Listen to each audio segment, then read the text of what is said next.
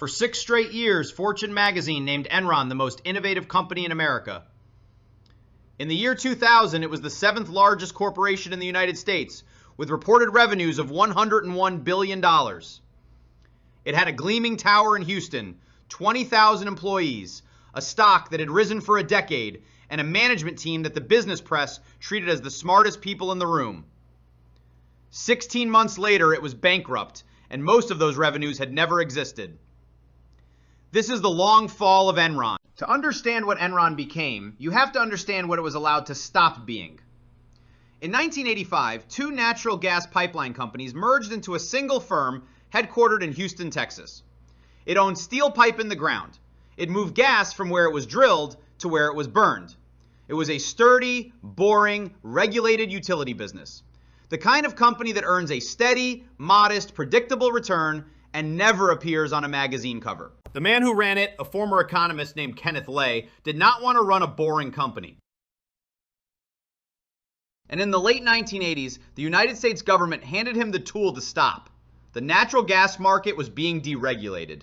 For the first time, gas could be bought and sold and traded like a commodity, with prices set by a market rather than a regulator. Lay hired a young consultant named Jeffrey Skilling, and Skilling brought an idea that would remake the company.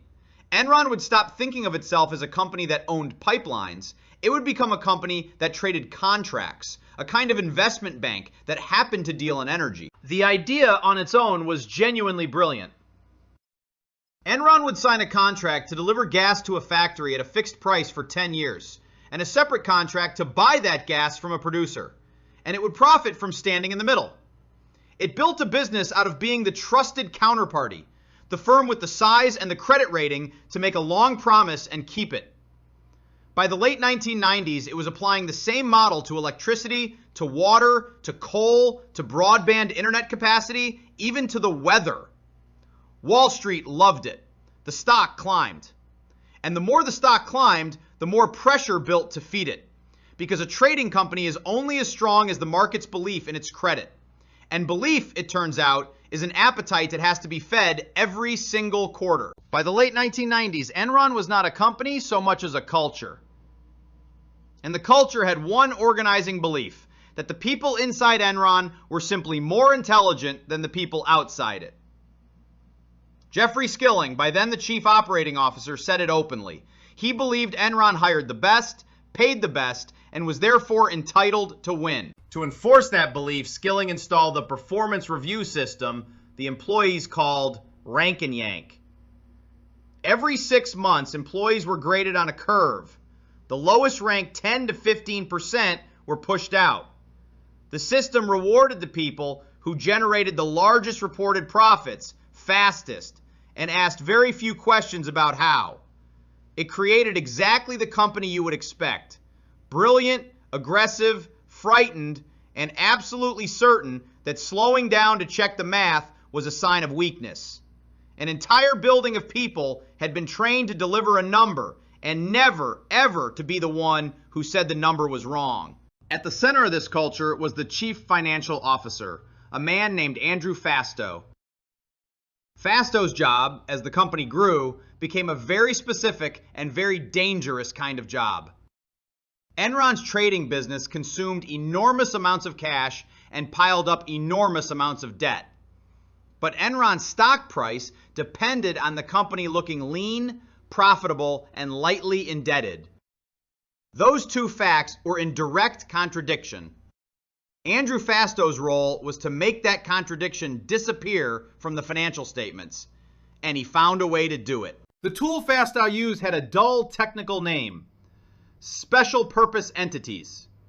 In plain language, they were separate companies, hundreds of them, created by Enron, with names like Chuco and LJM, and a set of partnerships nicknamed the Raptors. On paper, these entities were independent. In reality, many of them were controlled by Enron, and some were controlled, personally and profitably, by Andrew Fastow himself. Here is what the machine did, stripped to its bones. When Enron had an asset that was losing money, or a pile of debt it did not want investors to see, it would sell that problem to one of these entities. The debt left Enron's balance sheet. The loss left Enron's income statement. The trouble simply moved next door into a company that was, for accounting purposes, a stranger, and was, in truth, a reflection of Enron wearing a different name. In exchange, Enron would often book a profit on the sale. A company was selling its own garbage to its own shadow and recording the transaction as earnings. On top of this, Enron used an accounting method called mark-to-market. When it signed a 20-year contract, it was permitted to estimate the total profit that contract would earn over its entire life and book all of it immediately as current income.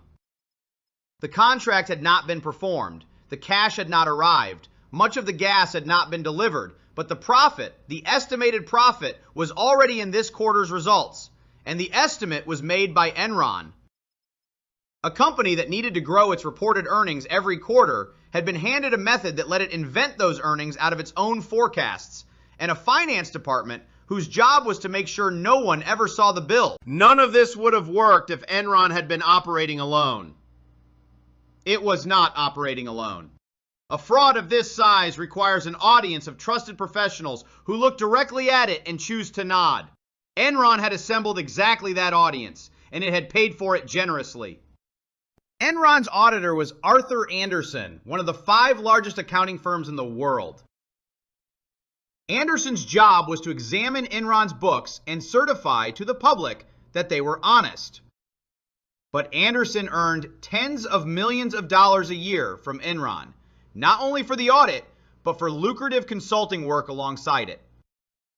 The same firm being paid to bless the accounting was also being paid handsomely for the company's continued goodwill. The Wall Street analysts, meanwhile, kept Enron rated as a stock to buy almost to the very end, in part because the investment banks they worked for were earning enormous fees from Enron's endless deals.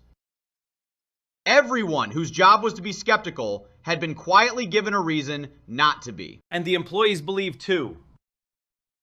This is the part of the story that should not be lost. Tens of thousands of ordinary Enron workers, assistants, engineers, schedulers, traders held their retirement savings in Enron stock. The company encouraged it. The 401k plans were heavy with Enron shares. To these people, the rising stock was not a fraud. It was a house, a college fund, a retirement, a proof that they had chosen the right place to give their working lives. They had been told they worked for the smartest company in America. They had no reason yet to know that the smartest thing about it was how well it hid the truth. The collapse of Enron did not begin with a regulator or a journalist.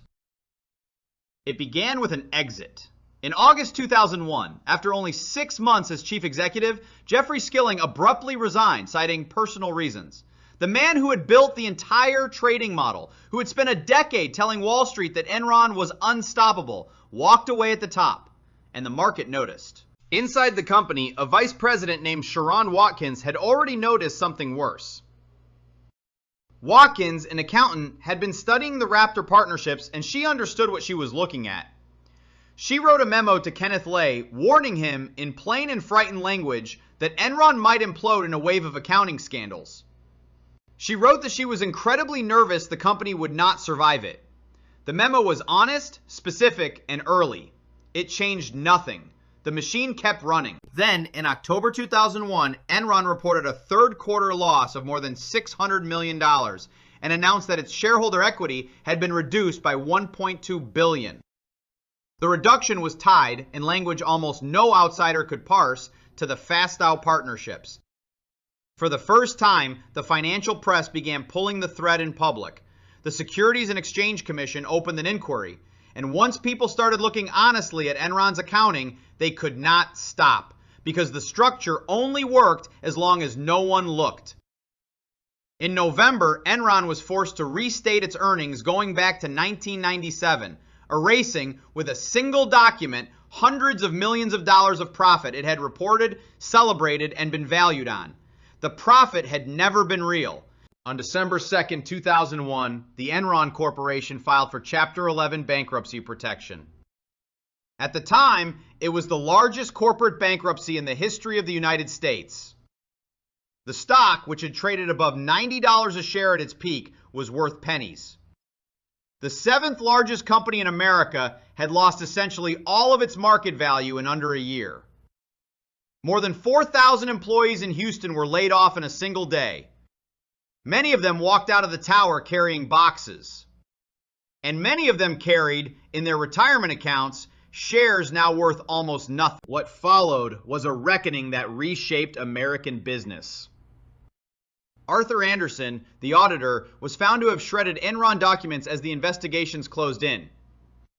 One of the 5 great global accounting firms, a firm 89 years old with tens of thousands of employees who had nothing to do with Enron, collapsed and ceased to exist.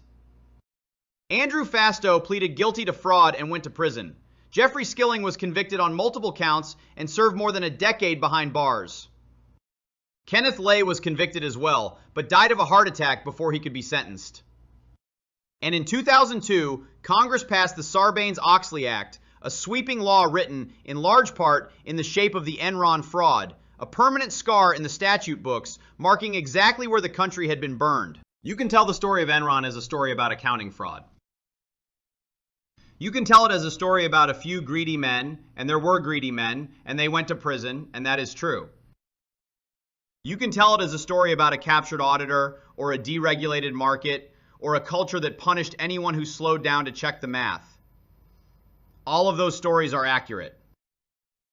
But the deepest one is simpler, and it is not really about Texas, or energy, or even fraud. Enron was killed by the gap between its story and its substance. It had a genuinely brilliant idea. The energy trading business was real, and parts of it were valuable. But the company's stock price came to depend on a story of perfect, unbroken, accelerating success. And reality is never perfect, never unbroken, never accelerating forever. So when the real results fell short of the story, Enron did not correct the story. It built a machine to hide the shortfall.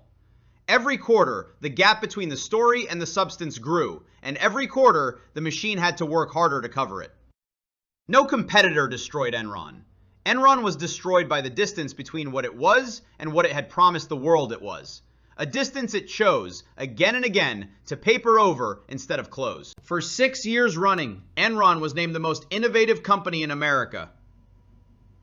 In 2001, it filed the largest bankruptcy the country had ever seen, took a 90-year-old accounting firm down with it, and left thousands of its own people holding retirement savings that had quietly evaporated. The tower still stands in Houston. The tilted logo is gone from the crown of it. And the name belongs now to a single word. A word that means a certain kind of lie. Thank you for watching The Long Fall. If decline stories like this one interest you, the channel will be here.